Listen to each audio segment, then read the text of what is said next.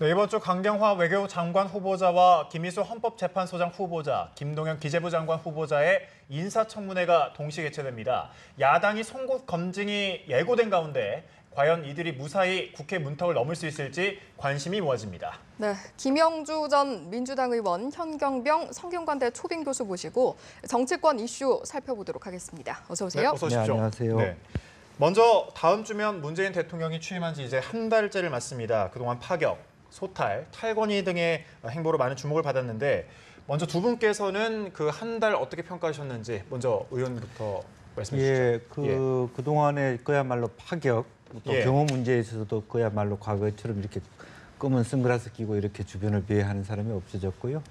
또 인사에 있어서도 소위 측근이라고 하는 분들, 삼철을 비롯해 많은 어떤 친노 측근들을 초기에 배제함으로써 국민들이 그동안에 문고리 3인방이라든지 이른바 이런 어떤 그런 폐쇄적인 소통에 대한 문제점들에 대한 우려를 불식시켰고, 또 북한이 어떤 미사일이라든지 어떤 도발에 대해서도 강경하게 대응함으로써 그동안에 안보 불안이라고 하는 어떤 딱지에서 자유로워졌다는 측면에서 그동안에 84%라고 하는 여론조사의 결과가 역대 최고로 높은 어떤 지지율이 그렇게 어떤 현재의 정부의 한 달을 평가하고 있지 않나 싶습니다. 그런데 한편으로는 국민들이 그렇게 84% 정도의 높은 지지를 보는 것은 당연히 잘하고 있다의 평가뿐만 아니라 너무 그동안에 국정공백이 길어지고 그러니까 잘해야만 된다는 그런 수건까지도 있지 않느냐 그런 생각이 들어요. 알겠습니다. 그야말로 어깨가 무거운 어떤 한 달이다 그렇게 보여집니다. 예, 알겠습니다. 현 교수님께서는 어떻게 보셨습니까? 제가 볼 때 어깨도 무거웠겠지만 아마 그걸 아는 기분이실 거예요. 지금 그 방금 말씀하셨다시피 그 대통령 지지율이 역대 최고거든요. 그리고 이제 직무수행 평가에 대해서도 워낙 여러 내용적으로도 좋은 평가로 구성되어 있기 때문에 아마 집권 초에서는 순항하고 있다 이렇게 볼 수 있을 것 같습니다. 저도 전적으로 동의하는 부분이고 이런 생각을 하는 분들이 일부적 다수 정도가 아니라 국민의 압도적 다수이기 때문에 어떤 국정 수행에도 상당히 힘을 받을 수 있다 이렇게 봐야 되고요. 오히려 이럴 때 조심해야 될 게 두 가지입니다. 하나는 뭐냐면은 겸손한 대통령 뭐 그 차원에서의 모습을 계속 지켜가는 부분이 중요할 것이고요. 가끔씩 삐져나오는 독선, 독단으로 비춰질 수 있는 부분을 최대한 억제해야 될 겁니다. 그리고 또 한 부분 빼놓을 수 없는 부분이 이제 향후에 개혁이든 통합이든 소통이든 이런 걸 진행하는 부분은 좋은데 사실은 반작용이 나타나게 돼 있어요. 근데 이 반작용 나타나는 부분에서 저는 두 가지만 꼭 들고 싶어요. 하나는 뭐냐면은 검찰 개혁을 꼭 해야 할 겁니다. 안 그러면요 집권 중반 이후에 검찰 공안 정국으로 또 가가지고 후반기 관리가 굉장히 어려질 수 있습니다. 그리고 또 한 부분은 북한에 대한 적절한 대응으로 안보 불안을 해소시켜주는 거는 좋은데 그 미국을 비롯해서 국제사회의 공조 부분도 꼭 우리가 한 발 더 앞설 정도로 인류 보편적 가치를 추구한다. 북한의 인권과 민주화를 중시하면서 핵 미사일 대체에 국민의 안전을 지키도록 대응하겠다 이런 모습을 보여줘야 할 겁니다. 네. 그런가 하면 문재인 정부의 인사 문제를 놓고서는 좀 야당의 공세가 가열되고 있는 모습인데 자유한국당에서는 심지어 국회 보이콧까지 선언을 했더라고요. 거론을 좀 하고 있죠. 예, 저는 두 가지 상황에서 그 자유한국당을 중심으로 해서 가능하다고 보는데 하나는 뭐냐면은 5월 31일 이낙연 국회 본회의 인준이 있었는데 그때 당시에 자유한국당은 조금 본회의 인준을 늦춰달라고 했는데 상정을 했다. 그리고 본인들이 불참한 가운데 했기 때문에 협치의 틀이 깨어졌다. 그러니까 청문회라든지 청문 대상자 한 명을 놓고 보는 게 아니고요. 정치권 전반을 놓고 이 전국 접근을 하고 있어요. 그 부분에서 언제든 진행할 부분이 하나가 있을 것 같고 또 한 부분은 청문회를 진행하면서 후보 대상자가 청문회를 잘 못하거나 국민 여론이 굉장히 안 좋을 경우에는 그걸 기점으로 해서 정치 공세를 강화할 수 있는 전기로 삼을 겁니다.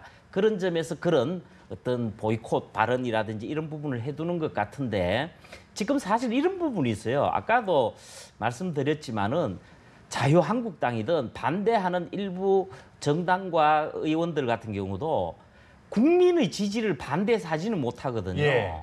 그래서 마냥 반대하기 어렵다는 점이 있고 또 그리고 조기 대선을 통해서 정부가 구성되고 있기 때문에 지금 이 상황에서 마냥 좋을 수는 없지 않느냐. 준비도 부족했는데 그 정도는 이해되지 않느냐. 이런 부분이 있어요. 예. 지금 말씀하신 것처럼 그 범야권에서는 불가 입장을 좀 하는 분위기지만 국민의당이 좀 변수 아닙니까?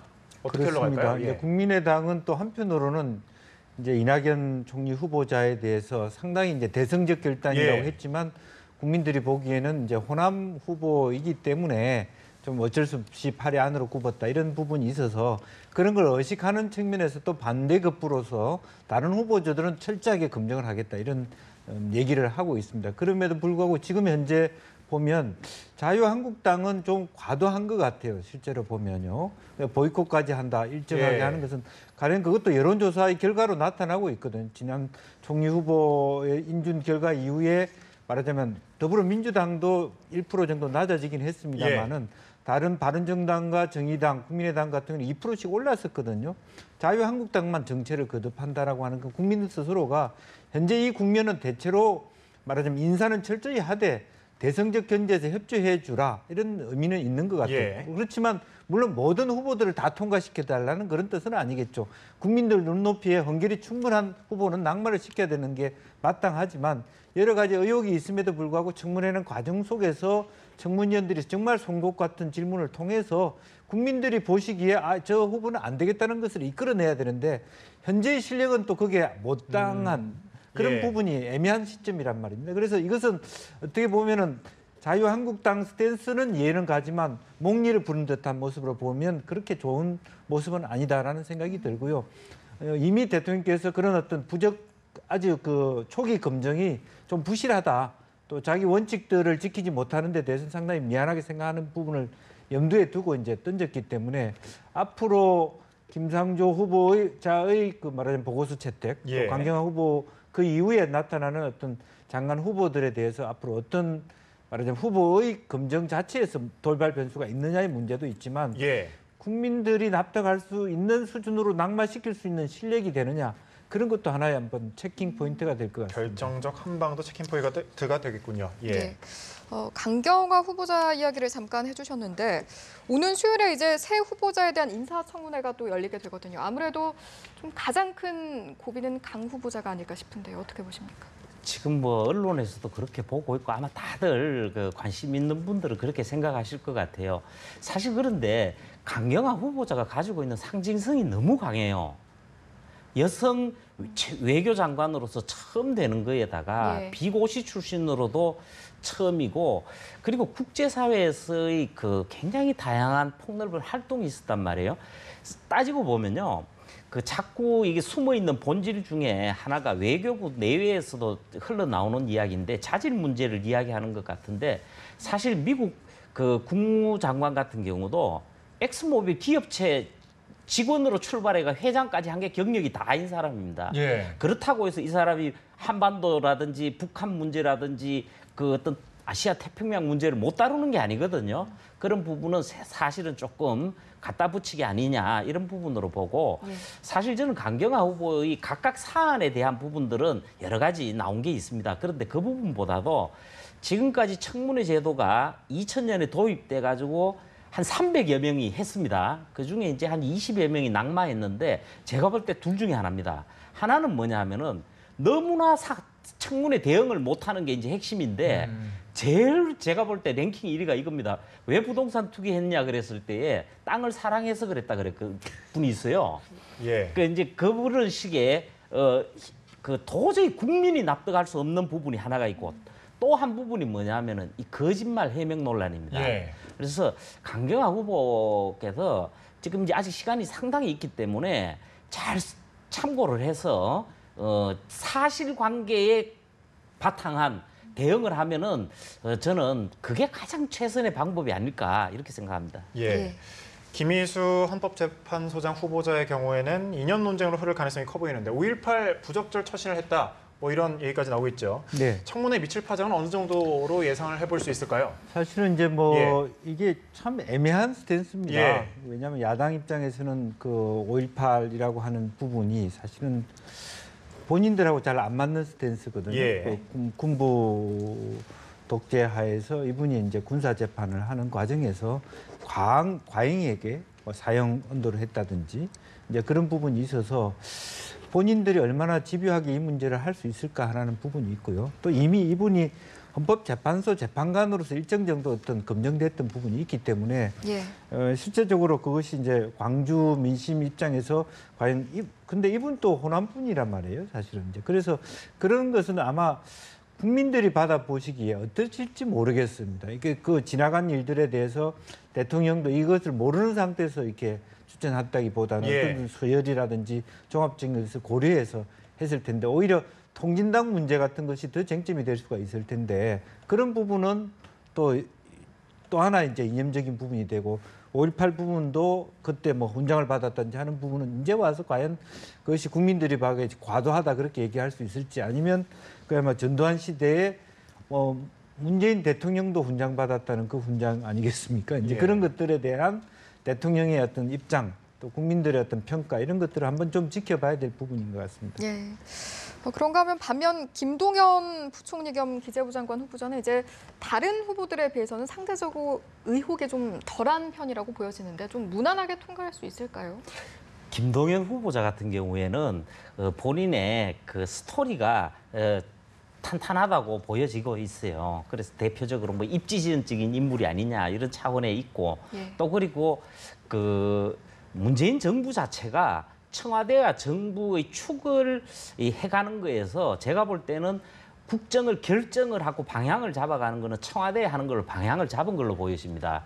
그래서 개혁을 진행을 하는데 장하성 정책실장이 하는 것이고 김동연 경제부총리 겸 기획재정부 장관 후보자 같은 경우는 그동안 충분히 예산을 비롯한 국정 경험이 있기 때문에 안정적인 차원에서 관리할 수 있지 않겠느냐 이런 부분에서 검토가 되었고 또 그리고 지금까지 밝혀진 하자 같은 경우에 아까 뭐 기소유예 부분도 일부 나오고 있습니다만은 얼마 오래전입니다만은 그 택시를 타고 가다가 요금을 냈다 안 냈다 이러다가 가벼운 주먹 다툼이 벌어져가지고 기소유예가 된 적이 있다. 또 그리고 무슨 그 건강보험을 놓고 어머니를 올렸다가 그거로 인해서 세금 납부를 하지 않았다. 뭐 이런 정도의 사안인데 이런 부분들은 충분히 해명할 수 있을 것 같아서 그다지 뭐 현안이 될 것 같지 않고 어차피요 상징성이 중요하기 때문에 지금 야당 특히 강성 입장을 가지고 있는 입장에서는 강경화 외교장관 후보자를 표적을 하고 있을 가능성이 많습니다. 예, 그렇군요. 이런저런 그 일련의 청와대 인사 문제로 여소야대 정국의 협치 정신이 좀 정권 초기부터 고비를 맞은 모습이 아니냐 이런 분석이 있거든요. 앞으로 이 협치 문제는 사실은 오히려 청와대 인사의 문제보다는 현재 국정기획자문위원회가 하는 어떤 정책에 대해서 말하자면 과거 야사당이 만들어 놨던 그런 정책을 어떻게 같이 해가느냐 그런 부분에 대해서 야사당이 좀 같이 갈 수 있는 부분과 아닌 부분에 대해서 쟁론을 하는 게 더 바람직하다고 보여지고요. 물론 이제 인사검증이란 건 철저히 해야 되지만 인사 문제를 가지고 전체 전국을 들여다 놨다 한다는 것은 좀 과하다 그렇게 생각이 들고 어차피 말하자면 다당대 체제로 나아간다라고 하면 사안에 따라서 항상 뭉쳤다 흩어졌다 하는 것을 그냥 그것을 일상적으로 받아들여야 될 것이라고 보고 어떻게 여야가 항상 기분 좋게 할 수 그거는 정치적으로 있을 수 없는 이상향에 불과한 것입니다. 그래서 항상 정부 여당과 청와대가 야당과 계속 갈등하면서 그 활동을 해소해 가는 것을 일상화하게 생각해야지 계속 허니문처럼 그렇게 생각하는 것 자체가 과도한 잘못된 어떤 인식이라고 하는 출발점에서 항상 마찰은 있기 마련이고 그 마찰 속에 미국도 마찬가지 아닙니까? 야당 의원들도 설득하고 계속 논의하면서 가는 것이 현재의 시국이고 시대 정신이다. 저는 그렇게 보는 것이 맞다고 보여집니다. 알겠습니다. 조금 다른 이야기로 넘어가 보면요. 대선 후보였던 홍준표 전 지사가 이제 오늘 귀국을 한다고 합니다. 아무래도 이제 다음 달에 있을 자유한국당의 당권 도전 선언을 하지 않을까, 공식화하지 않을까 좀 그런 전망이 있는데요. 이미 뭐 기정사실화된 것 같습니다. 예. 기정사실화됐고 홍준표 전 경남지사의 당대표도 거의 흐름상 별 이변이 없지 않느냐는 여론까지 만들어지는 것 같아요.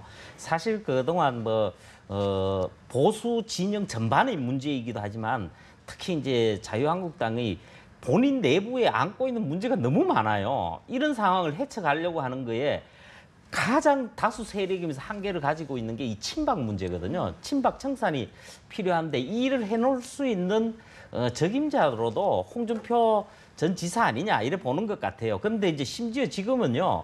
단순히 경선이 아니라 추대로 가버리자 이런 예. 분위기로까지 가고 있어서 홍준표 전 지사로서는 그 흐름을 잘 타고 있지 않느냐 이렇게 보는데 그보다는 본인이 이 과정에서 국민한테 보여줘야 되는 게 많아요. 당내는 지금 그다지 중요하지 예. 않은데 제가 볼 때는 본인이 밝혀놓은 게 많습니다. 꼭지들만 해도 신보수주의란 말을 썼거든요. 그래서 이념적 선명성과 방향성을 확립해야 될 것이고 그리고 또 그 보수 대연합을 또 주장을 했거든요. 이 부분은 왜 중요하냐면요. 이 정계 개편이 5당 체제든 교섭단체 기준으로 해서 4당 체제가 되든 예. 내년에 있을 지방선거를 앞두고 일어나게 되어 있습니다. 그런데 그 지방선거를 앞두고 그나마 성산을 기대하려면 보수진영 통합밖에 방법이 없거든요. 그러려면 해야 될 일들이 이런 것들입니다. 그래서 그런 부분에서 홍준표 전 지사의 과제가 있는 것이고 또 한 부분이 문재인 대통령에게는 뭐 직접적인 부분은 아니라 하더라도 집권 정부 여당에 대해서는 굉장히 강공을 할 겁니다. 예. 왜 그러냐면은 이런 대칭 구도를 만드는 게 아주 좋습니다. 좋고 그리고 이런 속에서 선명성을 확립해서 야당의 지금 다시 약화된 지지층을 결집하고 또 세를 넓혀가야 됩니다. 예. 알겠습니다. 말씀 여기까지 듣도록 하겠습니다. 지금까지 김형주 전 민주당 의원, 현경병 전 성균관대 초빙 교수와 함께했습니다. 고맙습니다. 고맙습니다.